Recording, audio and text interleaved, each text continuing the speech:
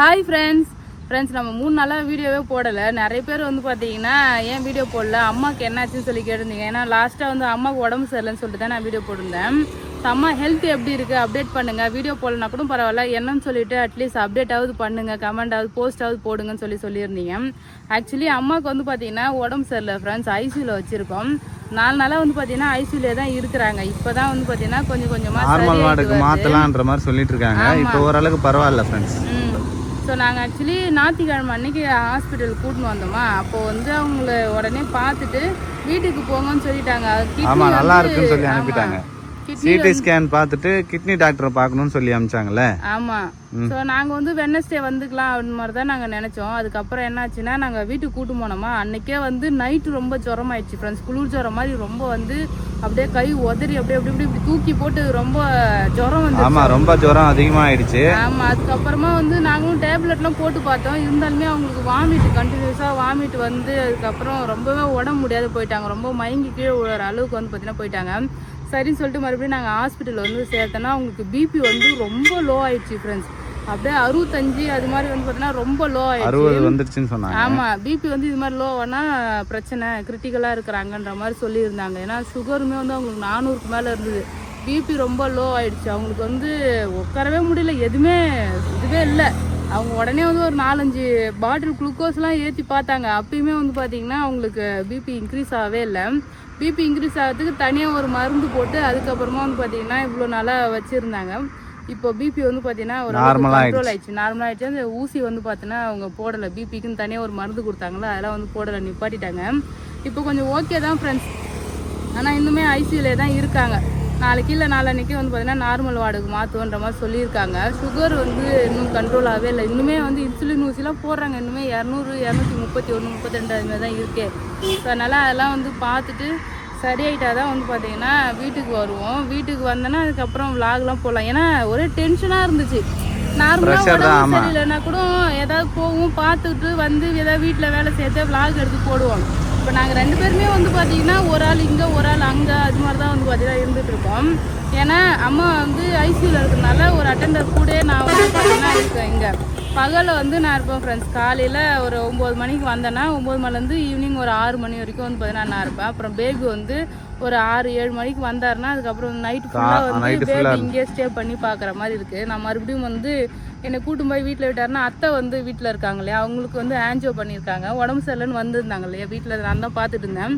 திடீர்னு தான் வந்து பார்த்தீங்கன்னா அம்மாவுக்கு உடம்பு சரியாயிடுச்சு, அவங்களையும் பார்த்துக்கணும்ல. அதனால் நான் நைட்டு போயிட்டு அவங்களுக்கு சாப்பாடுலாம் செஞ்சு கொடுத்துட்டு காலையில் வந்து பார்த்தீங்கன்னா சாப்பாடு செஞ்சு வச்சுட்டு மதியத்துக்கும் வந்து காலையிலும் சாப்பாடுலாம் செஞ்சு வச்சுட்டு வந்தேன்னா பாப்பா இருக்குது, பாப்பா வந்து பார்த்துக்கோங்க. அவங்க அவங்களுக்குமே எப்படி இருக்குன்னு சொல்லி கேட்டிருந்தீங்க. அவங்களுக்கு வந்து பார்த்தீங்கன்னா நல்லா ஆயிடுச்சு ஃப்ரெண்ட்ஸ். அவங்க இப்போ நல்லா தான் இருக்காங்க. ஏன்னா ஆன்ஜியோ பண்ணவும் எந்த பிரச்சனையும் இல்லைன்னாங்களா, அப்படியே அவங்களுக்கு கொஞ்சம் தெரியுது, பரவாயில்ல. ஆமாம். ஸோ அவங்க நல்லா இருக்காங்க, எந்த பிரச்சனையும் இல்லை.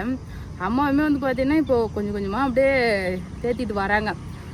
ரொம்ப மோசமாக வாய் ஃபுல்லாக மூக்கு ஃபுல்லாக அப்படியே புண்ணாயிடுச்சு. கொப்பளம் வேற மருந்து ஊசி போட்டுன்னே இருக்காங்க, வாங்கி கொடுத்துக்கிட்டே இருக்கும், போட்டுகிட்டே இருக்கிறாங்க. ஸோ ஆனால் என்ன ஒன்று, அம்மாவுக்கு வந்து பார்த்தீங்கன்னா இந்த பிரதமர் காப்பீடு திட்டம்லாம் போட்டு வச்சதுனால ரொம்பவே ஈஸியாக இருந்தது. அது வந்து போட்டு அப்படியே பார்த்துக்கிறாங்க. ஆனால் அது கிளைம் ஆகிட்டு இருக்கு. முன்னாடியே சொன்ன அதுக்கு தான் வந்து பார்த்தீங்கன்னா எல்லாம் போடாதவங்களாம் காப்பீடு திட்டம்லாம் போட்டு வைங்க, இது மாதிரி எமர்ஜென்சிக்கு வந்து பார்த்தீங்கன்னா அது கண்டிப்பாக யூஸ் ஆகும். இப்போ வந்து அம்மாவுக்கு ட்ரீட்மெண்ட் போயிட்டே இருக்குது ஃப்ரெண்ட்ஸ். ஒரு மாதிரி கஷ்டமாக இருக்குது, என்ன சொல்கிறதுனே தெரில. இப்போ நான் ஒரு பக்கம் வந்து இங்கே பார்த்துக்கிறேன், பேபி ஒரு பக்கம் வீட்டில் இருக்காரா, பாப்பாவும் தனியாக விடுறதுனால ரொம்ப பாப்பாவும் வந்து தூக்கத்தில் வந்து அம்மா அப்பா என்னை விட்டுட்டு போயிட்டாங்க, அம்மா அப்பா வேணும்னு சொல்லிட்டு தூக்கத்தில் வந்து வாய் பண்ணத்துறா. ஸோ அதெல்லாம் கேட்கும்போது கஷ்டமாக இருக்குது. அப்புறம் அப்பா வந்து பார்த்தீங்கன்னா அங்கே வீட்டில் தனியாக மாடு வச்சுட்டு அவர் அங்கே கஷ்டப்படுறாரு. அப்பா நேற்று பார்க்க வந்தார், அம்மா ஃபேஸை பார்த்த உடனே அழுகுறாரு. அப்படியே எனக்கு வந்து 2 பேரையும் பார்க்கும்போது அம்மாவும் அழுகுறாங்க, அப்பாவும் அழுகுறாங்க. எனக்கு ரொம்பவே கஷ்டமாக போயிடுச்சு. நான் வந்த நாள்லேருந்தே வந்து பார்த்தீங்கன்னா நான் அழுவாமல் பார்த்துட்டே இருந்தேன். ஆனால் பார்க்க வராங்களே, எங்கள் சித்திலாம் பார்க்க வந்தாங்க, ராதா சித்தி, ருக்கும சித்தி, அவங்களாம் பார்த்துட்டு அழுவும் போது வந்து பார்த்தீங்கன்னா எனக்கும் அழுகு வருது. நான் போய் அவங்க கிட்ட கான்ஃபிடென்ட்டாக பேசுகிறேன். நம்ம நார்மலாக இருந்தால் தான் அவங்களுக்கு நம்ம நல்லா இருக்கிறோன்னு தோணும், அழுகலாம் கூடாது. ஏன்னா எங்கள் அம்மா ரொம்ப போல்டாக இருப்பாங்க, ஸ்ட்ராங்காக இருப்பாங்க. எப்பயுமே அவங்களுக்கு ரொம்ப முடியல, எவ்வளோ முடியலனாலும் வேலை பார்த்துட்டு தான் இருப்பாங்க. மாடு வச்சுருக்காங்க, சாணி வர்றது, மாட்டுக்கு தண்ணி வைக்கிறது, பிள்ளைக்கு போயிட்டு வரதுன்னு சொல்லிட்டு எப்பயுமே வந்து பார்த்தீங்கன்னா வேலை செஞ்சுட்டே இருப்பாங்க. உடம்பு காயலன்னு அதிகமாக அவங்க படுத்ததே கிடையாது. எங்கள் அண்ணன் இறந்தாங்கல்ல, அப்போ தான் வந்து பார்த்தீங்கன்னா ரொம்ப அவங்களுக்கு மனசு உடஞ்சி போய் உடம்பு சரியில்லாத ஒரு மாதம் உடம்பு சரியாக இருந்தாங்க. அதுக்கப்புறமா வந்து பார்த்தீங்கன்னா கொஞ்சம் கொஞ்சமாக தேறி நல்லா தான் இருந்தாங்க. இப்போ வந்து பார்த்தீங்கன்னா சடனாக அவங்களே சொல்கிறாங்க, எனக்கு இதுமாரி ஆகும் நான் எதிர்பார்க்கவே இல்லை, நல்லா தானே ஏன் என்னை இப்படி சேர்த்து வச்சுக்கிறீங்க, வீட்டுக்கு கூட்டும்போது வீட்டுக்கு எப்போ போகிறதுன்னு சொல்லிட்டு கேட்டுகிட்டே இருந்தாங்க. ஆனால் இப்போ பரவாயில்ல, ஓரளவுக்கு பரவாயில்ல, எல்லாமே கண்ட்ரோல் ஆகிட்டு வருது. ஓரளவுக்கு கண்ட்ரோல் ஆகிடுச்சு. மெயின் வந்து பார்த்தோன்னா சுகர் அதிகமாக இருக்குது ஃப்ரெண்ட்ஸ். இப்போ அந்த கிட்னி வயிறு பிரச்சனைலாம் எதுவுமே இல்லை. சிடி ஸ்கேன்லாம் எடுத்து பார்த்தோம், சிடி ஸ்கேன் எடுத்தாச்சு, ஸ்டோன்லாம் இல்லை. அப்போது வந்து கிட்னி வீக்கமாக இருக்க மாதிரி இருக்குது. சிடி ஸ்கேன் எடுத்து பார்த்தா தெரியும். கிட்னி ஸ்பெஷலிஸ்ட் டாக்டர் வருவாங்க, அவங்கள பார்த்துக்கலாம் தான் சொன்னாங்க. ஆனால் கிட்னி ப்ராப்ளம்லாம் இல்லை. அவங்களுக்கு வந்து பார்த்தோன்னா பிளாடரில் கொஞ்சம் இன்ஃபெக்ஷன் இருக்க மாதிரி இருக்குது. அதுவுமே வந்து பார்த்தீங்கன்னா இப்போ சரியாயிட்டு வருதுன்ற மாதிரி சொல்லியிருக்காங்க. அவங்களுக்கு அந்த வயிற்றுல இருக்கிறதெல்லாம் அந்த இன்ஃபெக்ஷனால வலிச்சிருக்கும் போல அவங்களுக்கு ரொம்ப பயங்கரமா. ஆனா இப்போ அந்த பிரச்சனைலாம் இல்ல. பிபி சுகர் தான் ஃப்ரெண்ட்ஸ். நம்ம வந்து சாதாரணமா நினைக்கிறோம் சுகர் தானே பிபி தானே சொல்லிட்டு சாதாரணமா நினைக்கிறோம். பட் அதுதான் வந்து பாத்தீங்கன்னா மெயின் ப்ராப்ளத்துக்குலாம் காரணமாகிறது.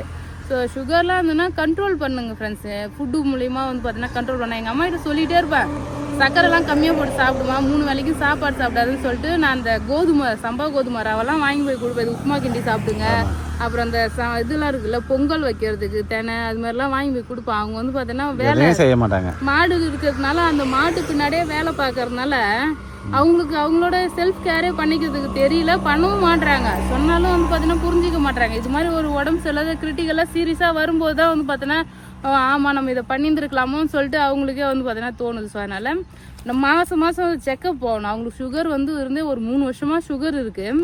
ஆனால் மாதம் செக்கப் போயிட்டு மாத்திரை வாங்கிட்டு வரணும். அவங்க செக்கப்லாம் வந்து பார்த்தீங்கன்னா ஒழுங்காக போகாமே விட்டுட்டு இருக்கிறாங்க. செக்கப் போயிட்டு சுகர் இருந்ததுன்னா நான் கண்ட்ரோலாக வச்சுக்கணும். இப்போ எங்கள் அம்மா ஃபேஸ் பார்த்தோன்னா ஒரு மாதிரி உதடுலாம் அவ்வளோ பெருசு வீங்கி, இந்த மூஞ்சிலாம் அங்கே மூக்கு இங்கே எல்லா பக்கமும் புண்ணா அப்படியே வீங்கி போயிருக்கு.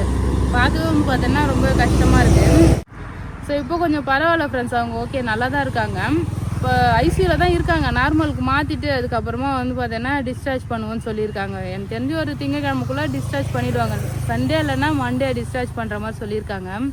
ஸோ ஓகே தான் ஃப்ரெண்ட்ஸ். யாரும் நிறைய பேர் வந்து பார்த்தீங்கன்னா கேட்டிருந்தீங்க, சொல்லுங்க ஹெல்த் அப்டேட் சொல்லுங்க அப்படி இருக்காங்க, உடம்பு சரியில்லைன்னு சொல்லி லாஸ்ட்டாக போட்டிருந்தேன்னா, அதனால எல்லாருமே கேட்டிருந்தாங்க. இப்போ கொஞ்சம் பரவாயில்ல ஃப்ரெண்ட்ஸ், பார்த்துட்டு இருக்கோம். அங்கேயும் அப்படியே அழிஞ்சுன்றதுனால தான் வீடியோ எதுவும் எடுக்க முடியல. ஆமா, 2 பேரும் ஒன்னா இருந்தா தான் ஃப்ரெண்ட்ஸ் நாங்க எப்பவுமே வீடியோ எடுப்போம். இப்ப தனித்தனியா நான் ஹாஸ்பிட்டல்ல இருக்கும்போது சங்கீதா வீட்ல இருக்கும், வீட்ல இருக்கும்போது சங்கீதா ஹாஸ்பிட்டல்ல இருக்கும். வேலையுமே ஹெவியா இருக்குது. நம்ம இங்க வந்து பார்த்துட்டு அதுக்கப்புறம் வீட்டுல போய் சமைக்கிறது, காலையில எழுந்து சமைச்சு வச்சுட்டு நம்ம வீட்டுக்கு இப்படி அப்படியும் போறதுனால டிப்ரெஷனா இருக்கு, சோகம் ஒரு பக்கம், அப்புறம் வந்து டயர்டா இருக்கு. நம்ம இங்க டேப்லெட் வாங்கி கொடுத்து போகுது வரதுன்னு சொல்லிட்டு பாத்துக்கிறது மன கஷ்டம் வேற கொஞ்சம் இருக்கா. ஸோ அதனால எதுவுமே பண்ண முடியல. இதுக்கப்புறம் வந்து பார்த்தோன்னா கொஞ்சம் வீடியோ போடலாம் ஃப்ரெண்ட்ஸ். அம்மா கொஞ்சம் சரியான பிறகு நார்மலாக விலாக்லாம் வரும். ஸோ அப்டேட் பண்ணுறதுக்காக தான் இது ஒரு சின்ன அப்டேட் தான். ஸோ அவ்வளோதான் ஃப்ரெண்ட்ஸ். இவர் கொஞ்சம் ஓரளவுக்கு நல்லா இருக்காங்க. நான் வந்து பார்த்தோன்னா நல்லா இல்லை, ரொம்ப இது பண்ணி யாரையும் கஷ்டப்படுறதுக்காக இந்த வீடியோ கிடையாது. நிறைய பேர் கேட்டிருந்தாங்க, ஆமாம் அக்கறையே கேட்டிருந்தாங்க எப்படி இருக்காங்கன்னு சொல்லிட்டு, அதுக்காக தான். ஸோ அவ்வளோதான் ஃப்ரெண்ட்ஸ். இதுக்கப்புறம் அவங்க வீட்டுக்கு வந்துட்டு பிறகு பார்க்கலாம்.